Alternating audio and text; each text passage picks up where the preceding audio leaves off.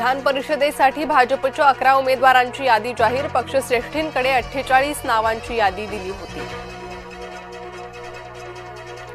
महायुतीत रायगडमधील जागेवरून तणाव कायम असल्याची शक्यता। एकनाथ शिंदे अजूनही वेट अँड वॉचच्या भूमिकेत। रायगडमधून महेंद्र दळवी माघार घेणार नसल्याचे संकेत।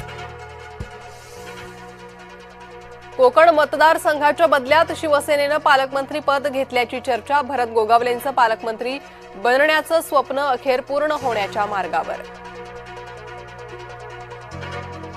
महायुतीत नाशिक विधान परिषदेची जागा शिवसेनेकडे। नाशिकच्या जागेवरून महायुतीत होती जोरदार रस्सीखेच। नरेंद्र दराडे यांना शिवसेनेकडून उमेदवारी।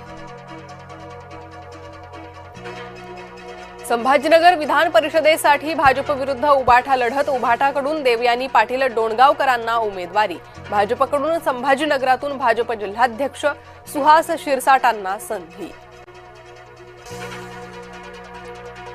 धाराशिव बीड लातूरमधील महायुतीचा उमेदवार ठरला। काँग्रेसमधून आलेल्या बसवराज पाटलांना उमेदवारी।